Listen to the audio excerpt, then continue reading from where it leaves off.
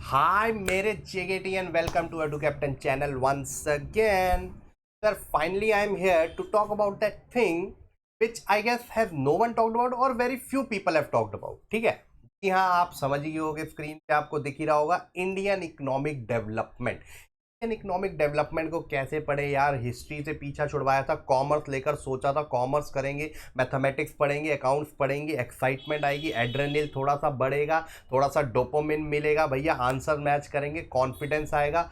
एक सब्जेक्ट आया eco, macro उठाई, मजा आ रहा है, इंटरेस्ट आ रहा है, पहली बार लग रहा है यार थ्योरी कुछ ऐसी है कि यार हम खींच सकते हैं, पहली बार थ्योरी में इंटरेस्ट आ रहा है। लेकिन जैसे ही सेकंड पार्ट उठाया इकोनॉमिक्स का, इंडियन इकोनॉमिक डेवलपमेंट, मतलब जैसे गुब्बारे में सुई मारते हैं ना वैसे हवा, वैसे कॉन्फिडेंस आपका सारा का सारा निकल गया। समझ ही नहीं आ रहा भाई, एकदम से हिस्ट्री कहाँ से गुजार दी, इंडिया पहले कैसा था, अब क्या करा उसने, कैसे पॉलिसीज अरेंज करी, ये वो, अब क्या चल रहा है, एक्सेट्रा एक्सेट्रा एक्सेट्रा, बहुत कुछ है। और भैया समझ ही नहीं आ रहा पढ़े कैसे। तो भैया टेंशन की बात नहीं है, आपका अपना भाई आपके लिए वीडियो लेकर आ चुका है। ओवर द ईयर जितना एक्सपीरियंस गेन किया है, बच्चों को गाइडेंस दी है और जो जो चीज़ें वर्क करी हैं, क्योंकि लाइफ में ना हिट एंड ट्रायल मेथड काम करता है मेरी जान, किसी को पता नहीं होता कौन सा मेथड काम करेगा कौन सा नहीं करेगा। तो एक लगाया नहीं चला, अगला लगाएंगे नहीं चला, ऐसे लगाते जाते हैं। तो ऐसे मैंने हिट एंड ट्रायल काफ़ी सारी बार, परम्यूटेशन कॉम्बिनेशन डिफरेंट डिफरेंट उनको स्ट्रेटेजीज बताई, पॉलिसीज बताई कि ऐसे कर लो ऐसे कर लो, और जो जो चीज़ें काम आ गई उनके, तो उनका निचोड़, उनका तोड़ मैं आपके पास लेकर आ रहा हूं। तो जल्दी से स्टार्ट करते हैं वीडियो के बारे में। तो यार इंडियन इकोनॉमिक डेवलपमेंट नाम से ही मतलब एक मतलब क्या बोलूं मैं, कैसी वाइब आ रही है, बोरिंग वाइब आ रही है। ठीक है, तो टोटली थ्योरी चैप्टर है, कुछ प्रैक्टिकल नहीं है, मतलब आयोटा सा भी प्रैक्टिकल नहीं है, टोटली थ्योरी चैप्टर है।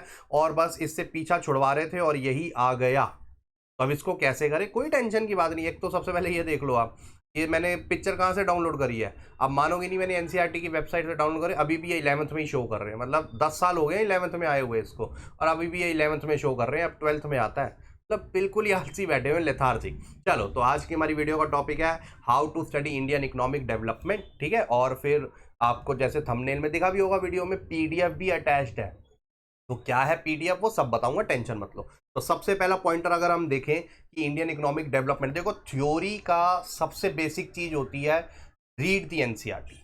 ठीक है, या read that particular text book जिसमें से आप पढ़ रहे हो। जैसे अगर मैं बात करूं, थोड़ा सा आपको फ्लैशबैक में लेकर चलूं, और आ जाओ थोड़ा सा एसएसटी में। मेरे को पता है आपको थोड़ी सी प्रॉब्लम होगी आने में। ठीक है सर, नहीं अब वो पुरानी यादों को नहीं देखते हम, जो पास्ट, जो ब्लैक पास्ट होता है, जो हमारा बुरा पास्ट है, उसको नहीं सोचना चाहिए। आई नो, बट स्टिल थोड़ा सा मैं आपको थोड़ी सी देर के लिए लेकर चलूंगा।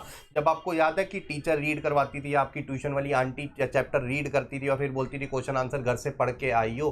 तो सबसे बेसिक चीज़ क्या होती है थ्योरी में? यस, रीड करना। लेकिन बच्चे जो प्रॉब्लम फेस करते हैं कि यार रीड करते हैं, या जो एक सबसे बड़ा ड्रॉबैक होता है रीड करने का, खासकर ऐसे टॉपिक्स को, ऐसे चैप्टर्स को, कि फिजिकली तो आप रीड कर रहे हो, आपके लिप्स हिल रहे हैं, लेकिन मेंटली आप पता नहीं किसी और अपने वर्ल्ड में चले गए हो। तो ये सबसे बड़ी प्रॉब्लम लगती है कि बच्चे कंसंट्रेशन के साथ नहीं पढ़ते हैं मेरी जान। कभी नॉवल पढ़ी है, कभी कोई स्टोरी बुक पढ़ी है, तो उसके अंदर खो जाते हो ना, जैसे मतलब रीड कर रहे हो लेकिन उसी के वर्ल्ड में हो मेंटली भी।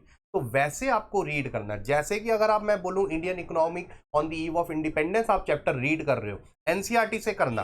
ठीक है, नो डाउट थोड़ी सी प्रॉब्लम आती है, उसकी लैंग्वेज, वो बुक में इतनी कलर्स नहीं है, ये वो एक्सेट्रा, बट उसमें आपको जो है ना एक प्रूफेबल डाटा मिलेगा। कल को अगर आप पेपर में लिखो तो टीचर को दिखा तो सकते हो ना, मैम ये एनसीईआरटी में लिखा है, भैया हाफ ईयरली सिर पे है, तो ये तो प्रॉब्लम आपको फेस करनी पड़ेगी ना। जब टीचर मार्क्स काटेगी और बच्चे बोलेंगे मैम यही तो लिखा है बुक में, तो एनसीईआरटी का दिखाओगे ना, तो फिर वो ज़्यादा, वो सरकार की बुक है मेरी जान, कुछ समझ जाओ ना आप।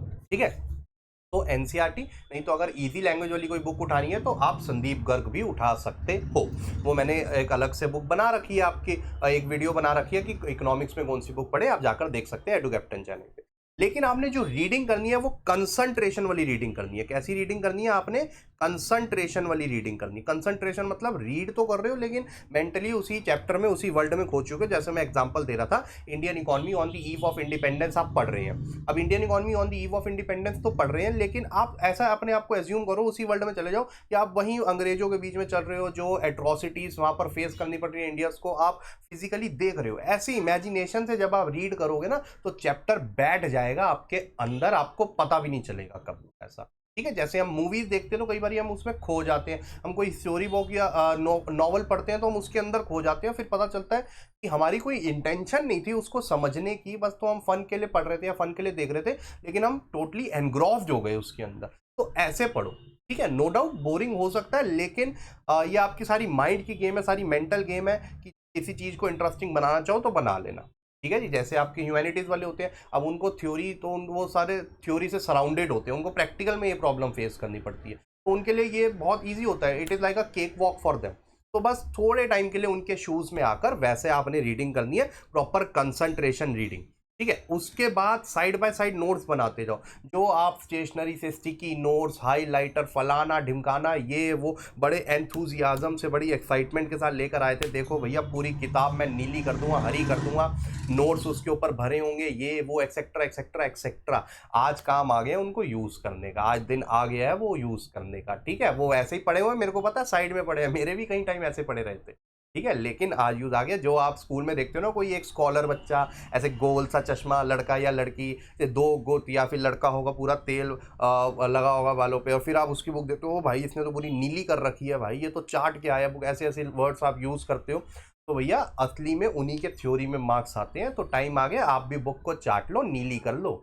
ठीक है जी, तो जो आपको इंपॉर्टेंट लगे रीड करते वक्त, एक बंदे का माइंड इतना डेवलप्ड होता है, उसको पता चलता है अच्छा ये रीड करके पता चल गया कि यार ये इंपॉर्टेंट है, यार ये अननेसेसरी था, तो जल्दी से उसे मार्क कर लो, हाईलाइट कर लो, स्टिकी नोट पे लिख लो, अच्छा इस पे ये आएगा। ठीक है, तीसरा पॉइंट मेरे को बहुत इंटरेस्टिंग लगता है, जो कि है बिकम अ टीचर। टीचर क्या करता है, क्वेश्चन पुट करता है एंड आंसर आपको देने पड़ते हैं। ठीक है, नहीं आता तो टीचर खुद आंसर करता है। फिर बस आपने भी यही करना है, थ्योरी पढ़ते वक्त ना बिकम अ टीचर, खुद ही क्वेश्चन फ्रेम करो। आपने कोई पर्टिकुलर पोर्शन रीड करा किसी चैप्टर का, मैं बात कर रहा हूँ इकोनॉमिक रिफॉर्म, इकोनॉमिक रिफॉर्म्स में आपने लिबरलाइजेशन वाला पार्ट पढ़ा, तो वहां से आप क्वेश्चन बनाओ, what were the policies taken under liberalisation, खुद क्वेश्चन बनाओ, खुद क्वेश्चन, उससे कॉन्फिडेंस अलग लेवल जाएगा आपका।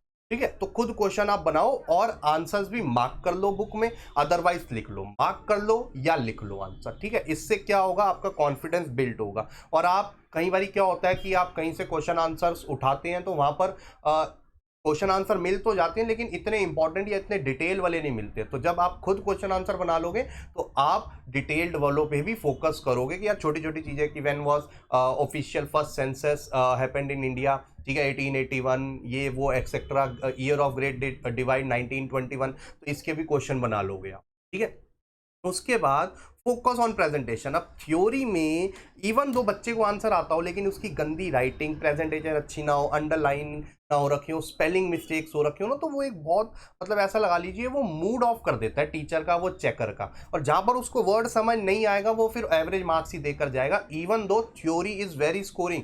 देखो इंडियन इकोनॉमिक डेवलपमेंट को 12th में लाने का उनका लॉजिक ही यही था कि बच्चों के इकोनॉमिक्स में मार्क्स बढ़े।